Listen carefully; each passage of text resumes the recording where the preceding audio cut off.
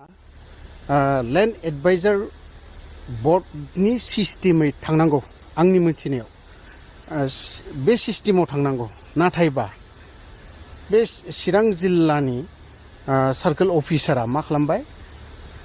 सिस्टेमाव जाय बुस्थुआ सिस्टेमाव थाङाखै बे बुस्थुखौ दिनैहाय बियो मा खालामना दोनदों दिनै अनलाइन 1000 बियो दिनैहाय हानि टाउननि हा नंगौ जादों मोजांनि बाथ्रा 1000 जादों गाज्रि नङा आं मोजां मोनदों नाथाय सिस्टेमाव थांदोंना थाङाखै सिस्टेम बिथाङा आं जेब्ला थांदोंमोन बियो आंनियाबो जाखायाखैमोन नालाय आंनाबो जायाखै दाबो खिन्थु बेवहाय बुंदों बियो लैंड एडवाइजर बोर्डनि बेवहाय दिखांग्रो पास खालामखांनायनि उनाव सेक्रेटारि अफिसाव थांगोन सेक्रेटारि अफिसनिफ्रायसो नै बेवहाय आं खालामनानै हरगोन अके बिसिम मोजांनि बाथ्रा नाथाय दिनैहाय मा जादों लैंड एडवाइजर बोर्डआव सिस्टेमावबो थाङाखैबा ओमफ्राय माखासे दिनैहाय पास जादों दे दिनै खय तारिख दिनैहाय पास जादों नै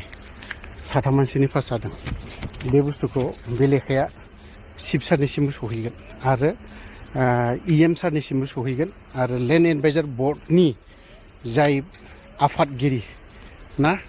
बेनिसिम सहैगोन आरो लैंड एडवाइजर बोर्डनि मेम्बारफोरनाव साफानाव सहैजोबगोन बे लेखाया माबोरै जानो मोनखो जिहेतु पासानो जायाखैमोन मा इलिगेल जादों गुबुनब्ला मा खालामगौमोन RTI होगौमोन आं बेखौ खालामा नाथाय आं गाबोनबो थाङा समफोरबो थाङा सानथामनि उनाव थांगोन आं लैंड नैबे सार्कल अफिसारजों सावरायहैगोन आङो आरो बे भिडिअआ सार्कल अफिसारनिसिमबो सहैथों हानायमानि शेयार खालामनानै हो आं दिनै बेखिनि बाथ्राखौ बुंनो गोसो गैयामोन गुबुननिब्ला सोरबाफोर बायदिब्ला RTI होगौमोन RTI होनानै बाब्राब होगौमोन दा जों बेफोरनि सायाव RTI खालामोबा मा जागोन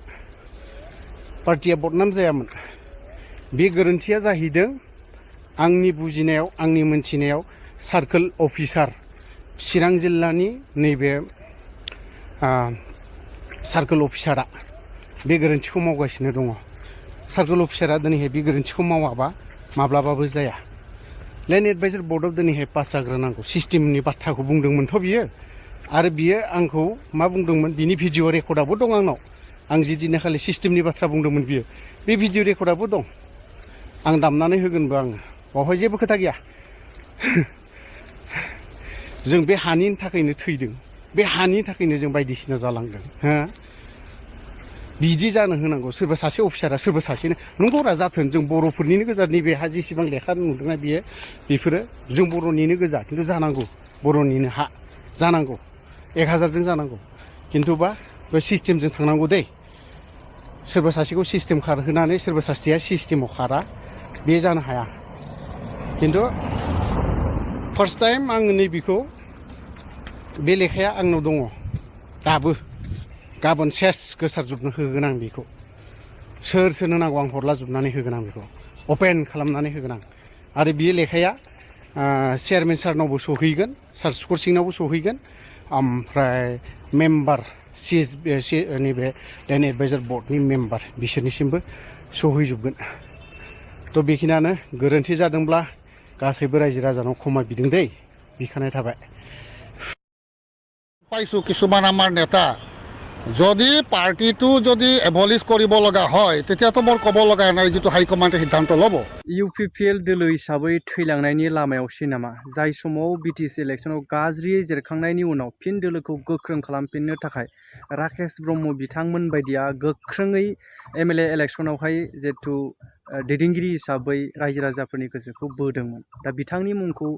BJP दोलोआव थांनानै बिथाङा जिहेतु सासे MCL हिसाबै बिथाङा बारस्लायनो हायो दा बिथाङा थांनानै गोख्रोङै खामानि मावनो ओंखारनाय बे मोनसे बाथ्रा ओंखारदों जिहेतु UPPL दोलोखौ नागारसिगोननि दा जेखियानो बुङा मानो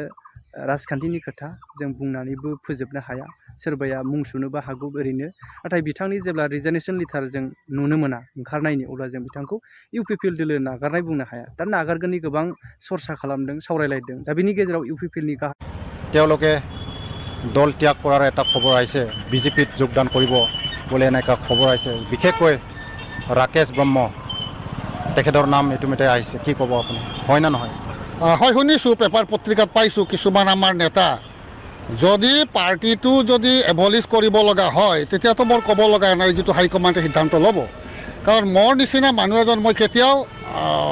ৰাষ্ট্ৰীয় পাৰ্টিত মই নাযাম। বিজেপি আৰু কংগ্ৰেছ কাৰণ এই দুটা পাৰ্টি আমাৰ বড়োলেণ্ডৰ কাৰণে কেতিয়াও চিন্তা নকৰে। গতিকে আমাৰ দুটাই পাৰ্টি আছে, BPF নাইবা UPPL। যদি UPPL দল যদি কিবা কাৰণে বিজেপিৰ লগত মাৰ্চ হয় তেতিয়াহ'লে মোৰ বিকল্প ব্যৱস্থা ল'বই লাগিব, সেইটো কোনো কথাই নাই। কিন্তু মই ৰিজনেলত থাকিম। আৰু কিবা আছে এনেকৈ ভিতৰ চৰাত চলিছে নেকি বিজেপিৰ লগত মাৰ্চ হোৱাৰ? নাই, যিটো নিউজ বাতৰি ওলাই আছে সেইটোৱেই। কিছুমান ফেচবুকত পাইছোঁ আমাৰ নেতাবোৰ বিজেপিৰ লগত মাৰ্চ হয়, বোলে আমাৰ ৰিজনেল পাৰ্টিৰ লগত প্ৰতিদ্বন্দ্বিতা কৰিব। এনেকুৱা যদি হয় তেতিয়াহ'লে বৰ দুৰ্ভাগ্যজনক। কিন্তু মই বিশেষকৈ জাতীয়তাবাদী মানুহ, মই ৰিজনেল পাৰ্টি, আমাৰ বড়োলেণ্ডৰ ৰিজনেল পাৰ্টিতেই মই জইন কৰিম। কিন্তু মই কংগ্ৰেছ বিজেপিৰ লগত মই কেতিয়াও হাত নিমিলাওঁ। ৰাকেশ ব্ৰহ্ম বিজেপিত যোৱাৰ কথা কিমান সত্য? নাই, এইটো এতিয়াও দলৰ মজিয়াত আলোচনা হোৱা নাই। দলত যেতিয়া আলোচনা হ'ব তেতিয়া আমি গম পাই যাম আৰু আমাৰ হাইকমাণ্ডে কি সিদ্ধান্ত লয়। গতিকে আমাৰ হাইকমাণ্ড এজন সুদক্ষ নেতা, গতিকে তেওঁ কি সিদ্ধান্ত লয়, জয় পৰাজয়টোতো ৰাজনীতিত থাকিবই।